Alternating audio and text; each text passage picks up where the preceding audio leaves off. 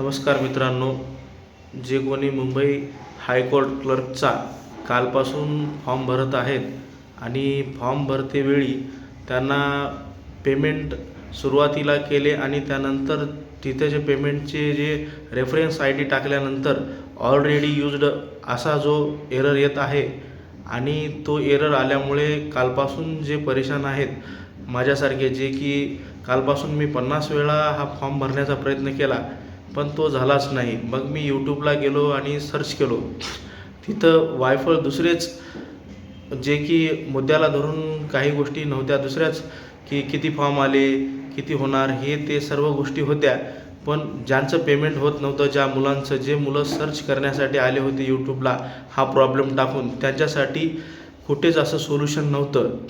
आणि आज दुसरा दिवस आहे, म्हणजे मी काल 4 तारखेपासून फॉर्म भरण्याचा प्रयत्न करत होतो आणि आज 5 तारीख आहे, आज दुसरा दिवस. तर मला याचं सोल्युशन भेटलं आणि ते भेटल्यानंतर मला कुठेतरी राहवलं नाही, म्हणून मी हा व्हिडिओ तयार करत आहे. आशा करतो की हा तुम्हाला व्हिडिओ महत्त्वाचा होईल. सुरुवातीला आपण जेव्हा पेमेंट करता आणि पहिल्या वेळेसच जेव्हा आपण फॉर्म भरतो आणि फॉर्म पूर्ण भरल्यानंतर तिथं जे एरर येते, एरर आल्यानंतरसुद्धा आपण आय ॲग्री बटनवर क्लिक करता आणि आय ॲग्री बटनवर क्लिक केल्यानंतर आपला पेज रिडायरेक्ट होऊन पुढं जाऊन तिथं आलेलं असतं की एरर आणि तुमचा पहिलंच यूज केलेला आहे रेफरन्स आय डी असा म्हणून जो एरर वर येतो टॉप लाईनला ॲड्रेस बारच्या खाली.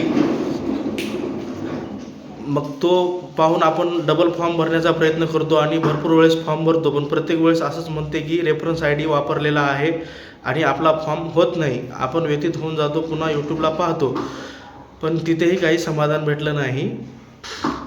त्यानंतर मी असंच कमेंट्स चेक करत असताना समजलं की find your registration I D option आहे तिथं. जेव्हा आपण अप्लाय ऑनलाईन केलं तिथं बाजूला त्या फाइंड युअर रजिस्ट्रेशन आय डीवर यायचं आणि आपला ईमेल आय डी आणि जन्मतारीख टाकायचं आणि त्यानंतर आपल्याला आपला ॲप्लिकेशन नंबर भेटून जाईल.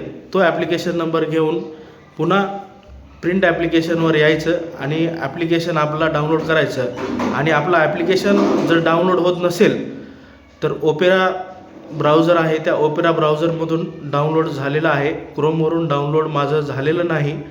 तरी आशा करतो तुम्ही मी जसं सांगितलं तसं करा आणि मला माझ्या अनुभवातून आलं आहे, अनुभवातून मी हे तुम्हाला सांगत आहे. त्यामुळे हे तुम्हाला व्हिडिओ महत्त्वाचा वाटेल. जय हिंद, जय महाराष्ट्र.